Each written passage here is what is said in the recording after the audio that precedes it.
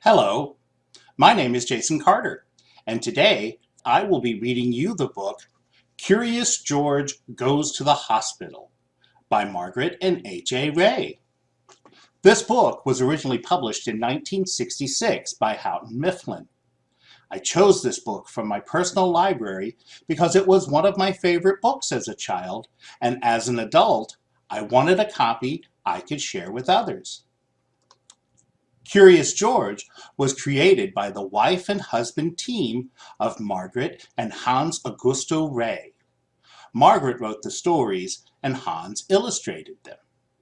The couple had fled Paris in 1940 when it was being invaded during World War II on self-made bicycles, carrying the first Curious George manuscript with them.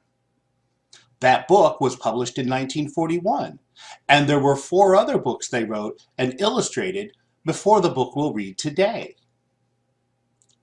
George's best friend is the man in the yellow hat, who found George in the jungle and brought him to live with him. He is always seen wearing a yellow hat and suit. And now, Curious George goes to the hospital. This is George. He lived with his friend, the man with the yellow hat. He was a good little monkey, but he was always curious. Today, George was curious about the big box on the man's desk. What could be in it? George could not resist. He simply had to open it.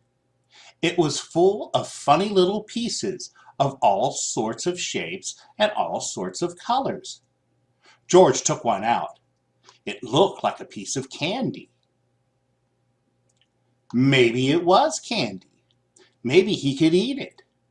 George put the piece in his mouth, and before he knew, he had swallowed it.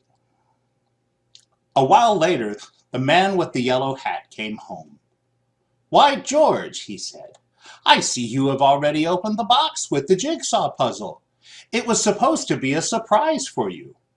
Well, let's go to work on it."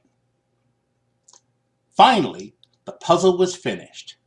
Well, almost finished. One piece was missing. The man looked for it everywhere, but he could not find it. "That's strange," he said. "It's a brand new puzzle." "Well, it cannot be helped. Maybe we'll find it in the morning. Let's go to bed now, George." The next morning, George did not feel well. He had a tummy ache and did not want to eat his breakfast. The man was worried. He went to the telephone and called Dr. Baker. "I'll be over as soon as I can," said the doctor. First, Dr. Baker looked down George's throat and felt his tummy. Then he took out his stethoscope and listened. "I'm not sure what's wrong," he said. "You'd better take George to the hospital and have an X-ray taken. I'll call them and let them know you are coming." "Don't worry, George," said the man when they were driving to the hospital. "You have been there before when you broke your leg. Remember how nice the doctors and nurses were?" George held his big rubber ball tight as they walked up the hospital steps. A nurse took them down a long hallway to a room where she gave George something to drink that looked white and tasted sweet. "It is called barium," the nurse explained. "It helps the doctors find out what is wrong with you, George." In the next room stood a big table, and a doctor was just putting on a heavy apron. Then he gave the man one just like it. George was curious. Would he get one too? No, he did not. "You get on that table, George," the doctor said. "I am going to take some X-ray pictures of your insides." He pushed a button and there was a funny noise. "There. Now you may get up and we will have the X-rays developed right away." "Now let's see. There is something there that should not be," said the doctor when they were looking at the X-rays. "Why, that looks like... Think that must be the piece that was missing in our jigsaw puzzle yesterday, said the man. Well, well, well, said the doctor. At least we know now what is wrong with our little patient. I'll tell Dr. Baker right away. George will have to stay at the hospital for a few days. They'll put a tube down his throat to get the piece out. It's only a small operation. I'll call a nurse and have her take you to the admitting office. Many people were waiting outside the office. George had to wait too. Look, Betsy, the woman next to him said to her little girl. There is Curious George. Betsy looked up for a moment, but she did not even smile. Betsy had never been to a hospital before. She was scared. Finally, it was George's turn. A pretty young nurse took him to the next room. My, how many rooms and how many nurses there were! One nurse wrote down a lot of things about George, his name and his address and what was wrong with him. Another nurse put a bracelet around his wrist. It has your name on it, George, she said, so that everybody knows who you are. Then the pretty young nurse came back. My name is Carol, she said. I am going to take you to your room now. We call it the children's ward, and put you to bed. There will be lots of children to keep you company. And so it was. There were a lot of children in the room. Some were up and around. Others were in their beds with a doctor or a nurse looking after them.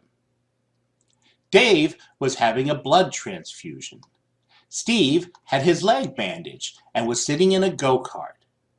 Betsy was in bed looking sad. George got the bed next to Betsy. George was glad when he was in his bed at last. His tummy was hurting again. The man sat with him for a while. Now I have to leave you, George, he finally said. I'll be back first thing in the morning before they take you to the operating room. Nurse Carol will tuck you in when it's time to sleep. Then he left. George just sat there and cried. As he had promised, the man was back early next morning.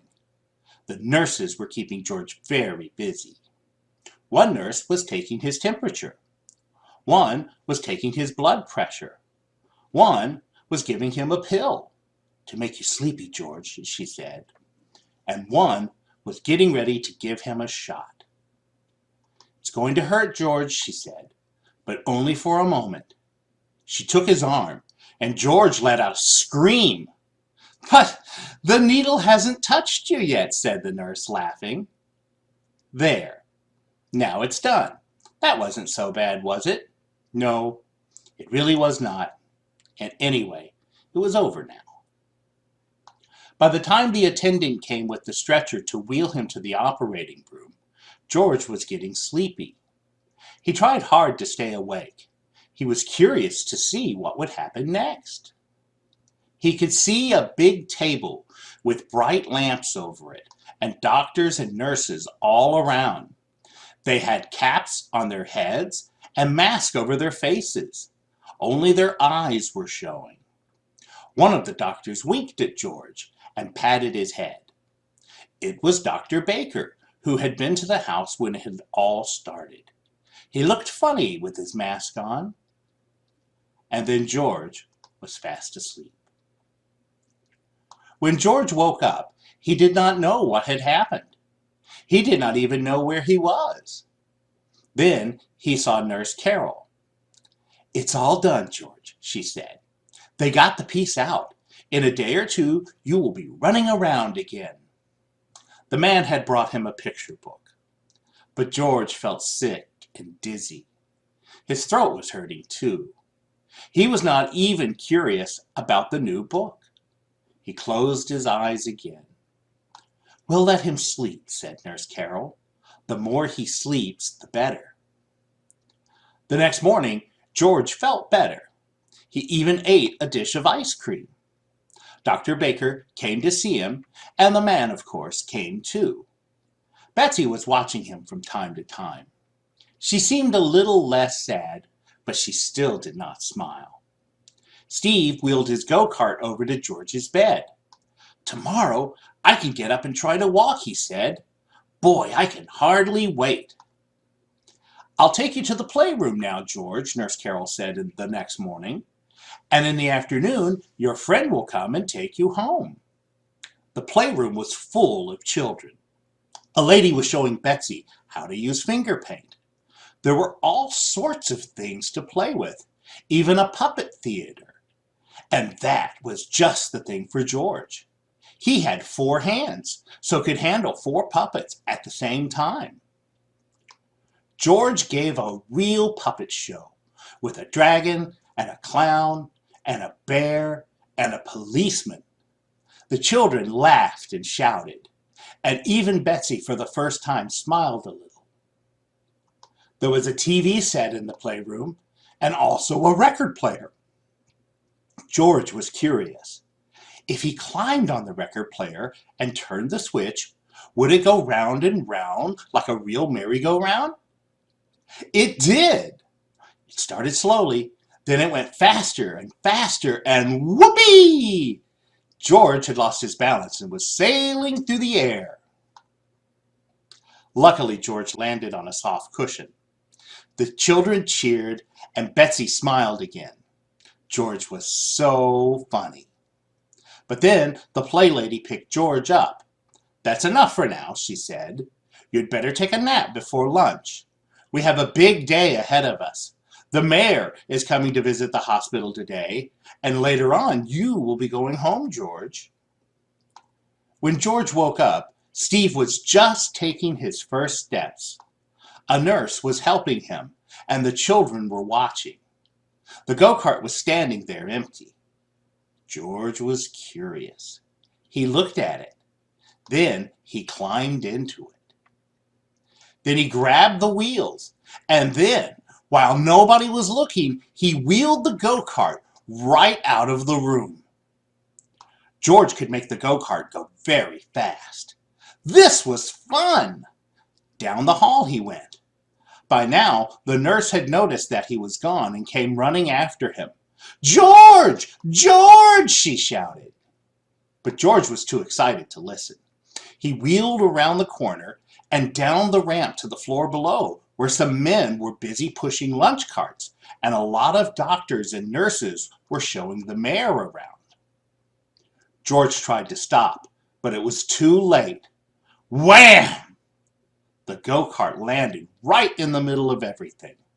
Lunch carts tumbled. Spinach and scrambled eggs and strawberry jam were all over the floor. People fell over each other, and George was thrown out of the go-kart and landed right in the mayor's arms. What a mess it was! "You broke all my dishes," someone cried. "He ruined the go-kart," complained another. "What will the mayor think of it?" whispered someone else. And so it went. Suddenly, everybody looked up and listened. From above came happy laughter. And there stood Betsy, laughing, laughing, laughing. Then the children joined in. Then the mayor started laughing. And finally, everybody just laughed and laughed. Everybody, that is, except George. Betsy came running down the ramp, threw her arms around George, and kissed him. "Don't be sad, George," she said. "The whole thing was so funny. I never laughed so much in my life. I'm so glad you were in the hospital with me." Now the director of the hospital spoke. "I'm sorry this happened, Mr. Mayor," he said, "but I think we'll just clean up the mess and be done with it. George," he went on, "you've made a terrible mess. But you also made our sad little Betsy happy again, and that is more than any of us has done. And now I see your friend has just come to take you home. So goodbye, George, and take care of yourself." The children crowded around the windows, waving goodbye when George and the man with the yellow hat were finally leaving the hospital. As the car was turning into the driveway, Nurse Carol came running after them. "Here's a little package with something that belongs to you, George," she called. But don't open it before you are home. George was curious. Well, who would not be? The moment he reached home, he ripped the paper off, tore open the box, and there was the piece of the puzzle that had caused all the trouble. "How nice of the doctor to save it for us," said the man with the yellow hat. "And now we can finish the puzzle." And that was Curious George Goes to the Hospital. I hope you enjoyed listening to this book as much as I enjoyed reading it to you. I hope to see you again soon.